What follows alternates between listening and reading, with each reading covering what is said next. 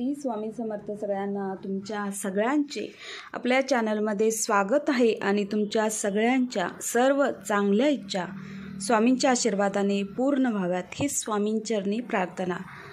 तर आजच्या व्हिडिओमध्ये मी तुम्हाला कुशामृत तीर्थ म्हणजे काय आणि ते कसे करायचे, त्याचे फायदे काय त्याविषयी माहिती सांगणार आहे। तर व्हिडिओ लास्टपर्यंत नक्की बघा आणि जर व्हिडिओ आवडला तर नक्की लाईक करा, चॅनलला सबस्क्राईब करा। आपलं फेसबुक पेज आहे, तसेच आपले यूट्यूब चॅनलसुद्धा आहे। गाथा अँड अथर्व स्वामी सेवा या नावाने यूट्यूब चॅनल आहे आणि विद्या पवार या नावाने इंस्टाग्राम अकाउंट आहे। जर शक्य असेल तर नक्की फॉलो करा, सबस्क्राईब करा। एवढाच एकच हेतू आहे की स्वामी सेवा जास्तीत जास्त लोकांपर्यंत पोहोचली पाहिजेत आणि या स्वामी सेवेमुळे जे कोण दुःखित असतील, पीडित असतील, त्यांचे जीवनामध्ये चांगले झाले पाहिजेत। कारण असे बरेच लोक असतात की ते संकटांना हरून म्हणजे आपल्या जीवन संपवण्याचा सुद्धा प्रयत्न करतात आणि त्या एखाद्यापर्यंत तरी ही सेवा पोहोचली तर त्याच्यापेक्षा मोठी स्वामी सेवा कोणतीच नाही। त्यामुळे कारण स्वामींची सेवा केल्यानंतर चमत्कार होतातच आणि हे आम्ही अनुभवलं आहे आणि स्वतः स्वामींनी पण सांगितलेत की हम गया नहीं जिंदा है आणि जिथे आर्ततेने आपण हाक मारतो स्वामींना तिथे स्वामी हजर असतातच।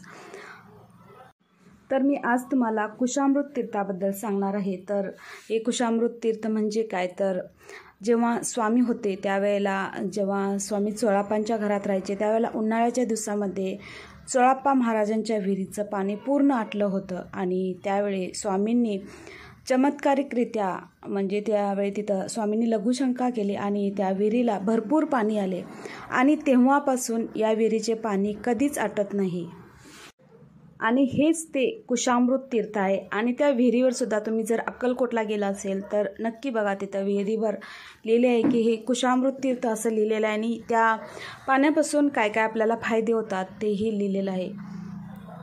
तर या तीर्थामुळे काय होते, तर जर कुणाला मानसिक आजार असेल तर या तीर्थ त्याला दिलं तुम्ही तर त्यातून तो हळूहळू बरा होईल। एकदम अचानक आज दिला आणि उद्या बरा होईल असं नाही, जसं की आज तूप खाल्याने लगेच रूप येईल असं होत नाही।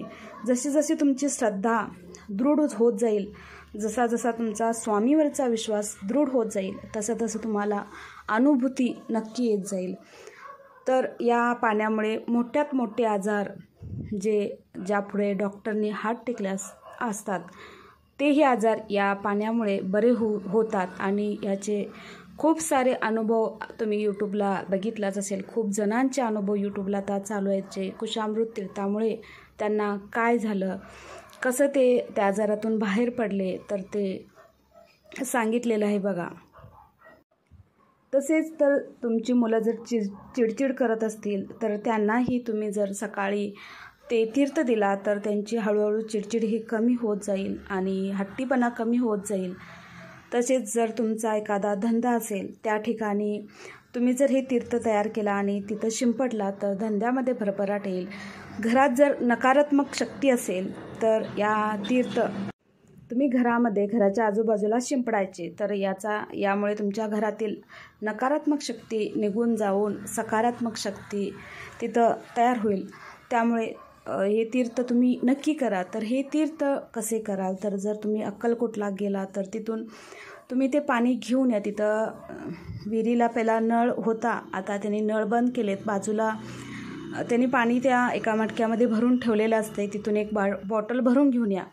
आणि त्याच्यानंतर काय करायचं, तर सकाळी उठल्यानंतर आंघोळी वगैरे झाल्यानंतर तुम्ही एक ग्लासमध्ये तुमच्या घरातील जे नॉर्मल पाणी असते ते तुम्ही एका ग्लासमध्ये घ्या आणि त्याच्यामध्ये जे तुम्ही अक्कलकोटहून पाणी आणलेलं असते कुशामृत त्या विहिरीचं पाणी आणलं असते ते 1-2 चमचे त्याच्यामध्ये पाणी घाला। त्याच्यानंतर काय करायचं, तर 11 वेळा त्याच्यावर तुम्ही तुमचा उजवा हात ठेवायचा आणि कंटिन्यू 11 वेळा त्याच्यावर तारक मंत्र म्हणायचा। आणि तारक मंत्र तर तुम्हाला सगळ्यांना माहितीच असेल, तर हा तारक मंत्र 11 वेळा म्हणायचा। त्याच्यानंतर काय म्हणायचं, तर श्री स्वामी समर्थ, श्री स्वामी समर्थ असं 11 वेळा म्हणायचं। त्याच्यानंतर रामरक्षा स्तोत्र एकदा पठण करायचं. तर हे सर्व तुम्ही त्या ग्लासवर आपला उजवा हात ठेवायचा आणि म्हणायचं. आणि हे करत असताना तुम्ही तुमच्या देवघरामध्ये जी अगरबत्ती लावताय त्या म्हणजे केमिकल अगरबत्ती घ्यायची नाही. केमिकल विहिरीत जी सनातनची किंवा पतंजलीची वगैरे असते ती अगरबत्ती लावून तुम्ही त्याची थोडीशी रक्षा त्या पाण्यामध्ये मिक्स करायची. किंवा जर अक्कलकोटहून तुम्हाला जर विभूती मिळाली असेल, तिथं मंदिरमध्ये अक्कलकोटच्या मंदिरमध्ये देतात विभूती बघा, ते जर तुमच्याकडे असेल त्यातलं थोडीशी विभूती त्या पाण्यामध्ये टाकायची आणि नंतर ते म्हणायचे पूर्ण मंत्र वगैरे. पहिला ते अंगारा वगैरे टाकायचा आणि त्याच्यानंतर मग तो मंत्र म्हणायचा. जर अंगारा असेल तर अगोदर टाका आणि जर तुमच्याकडं जर विभूती नसेल तर तुम्ही ती जी तुम्ही अगरबत्ती लावताय त्यातली थोडीशी रक्षा ते पाण्यामध्ये घाला. त्याच्यानंतर ते पाणी तयार झालं तर हे पाणी तुम्ही त्याच्यानंतर तुम्ही पिऊ शकता, तुमच्या घरातल्यांना देऊ शकता, तुमचं जर मुलांना देऊ शकता. तुमच्या घरात संपूर्ण घरात थोडं थोडं शिंपडायचं.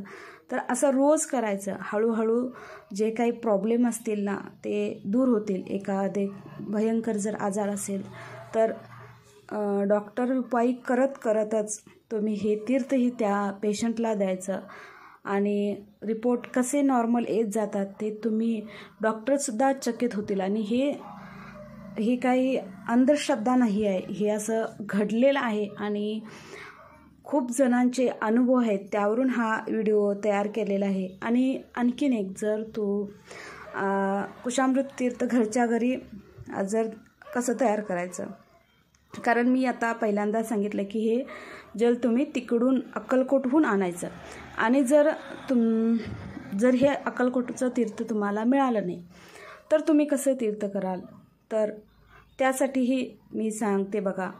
जर त्या तीर्थ, कारण सगळ्यांनाच तिकडून पाणी आणणं शक्य होणार नाही आणि सगळ्यांनाच अक्कलकोटपर्यंत सगळेच जण जाऊ शकत नाहीत. त्यावेळेला तुम्ही तुमच्या घरातील नॉर्मल पाणी घ्या, त्याच्यावर तुम्ही 11 वेळा तारक मंत्र, 11 वेळा श्री स्वामी समर्थ या नामाचा जप करा. कारण नामामध्ये सर्व का आहे हे स्वामींनी सांगितलं आहे आणि श्री स्वामी समर्थांच्या या षडाक्षरी मंत्रामध्ये, या नामस्मरणामध्ये खूप मोठी शक्ती आहे, खूप मोठी ताकद आहे आणि त्याचा अनुभूती तुम्हा सगळ्यांना येणारच. आणि त्याच्यानंतर 1 वेळा रामरक्षा स्तोत्र म्हणा. आणि हेही तीर्थ ते जे कुशामृत तीर्थामध्ये घालून केलेलं असते त्याच तीर्थाप्रमाणे हेही तीर्थ तितकंच पवित्र आणि तितकंच प्रभावशाली तीर्थ आहे. त्यामुळे जर तुमच्याकडे अक्कलकोटचं तीर्थ नसेल तर तुम्ही आत्तापासून घरात जे तुमचं पाणी आहे त्या पाण्यापासून हे तीर्थ करायला सुरुवात करा. आणि जर तुम्हाला काहीच प्रॉब्लेम नसेल, मी कशाला करू तीर्थ असं म्हणा, तर सकाळी जर तुम्ही मंत्र म्हणतायच तर त्या पाण्याच्या ग्लासवर हात ठेवून म्हणायला काय हरकत आहे ना. जर काही प्रॉब्लेम नसतील तरीही तीर्थ करून रोज घरामध्ये सगळ्यांना प्यायला द्या. आणि घरामध्ये आपण घरातून बाहेर जाताना कोणतंही नवीन कार्याची सुरुवात करताना हे तीर्थ तुम्ही पिऊन गेला तर ते काम नक्की पूर्ण होईल. तर अशा प्रकारे हे कुशामृत तीर्थ कसे करायचे ते मी तुम्हाला सांगितले आणि याचा काय फायदा आहे तेही सांगितले. जर तुम्हाला जर काही अडचण असेल तर नक्की हे तीर्थ तयार करून बघा आणि ते तुम्ही पिऊन बघा आणि त्याचा परिणाम मला नक्की कमेंटमध्ये सांगा किंवा तुम्ही मला मेसेज करून सांगा. कारण तितकं प्रभावशाली हे तीर्थ आहेच. आणि जर कोणाला गरज असेल तर त्यांच्यापर्यंत हा व्हिडिओ नक्की पोचवा. कारण तुमच्यामुळे एखाद्याच्यापर्यंत स्वामी सेवा गेली तर तीही तुमची एक प्रकारची सेवाच आहे. आणि कोण गरजवंतू असेल तर त्यांच्यापर्यंत ही सेवा गेली तर नक्कीच त्याचा फायदा होईल, त्यांनाही फायदा होईल आणि तुमचीही स्वामी सेवा होईल. त्यामुळे व्हिडिओला जर आवडला तर नक्कीच शेअर करा, सबस्क्राईब करा, स्वामी सेवा करा आणि या सेवेतून नक्की तुमचं भलंच होईल. काही तोटा तर काही होणारच नाही. आणि तारक मंत्र हे तीर्थ करायला कमीत कमी किती मिनटं लागतील? 10 मिनटं. जर नवीन असेल तर 15 मिनटं 20 मिनटं इतका वेळ तर तुम्ही दिवसातून इतका वेळ तरी आपला स्वतःसाठी तुम्ही काढू शकता. काम काय रोजचंच असतंय, थोडं आपल्यासाठीही जगून बघा. श्री स्वामी समर्थ.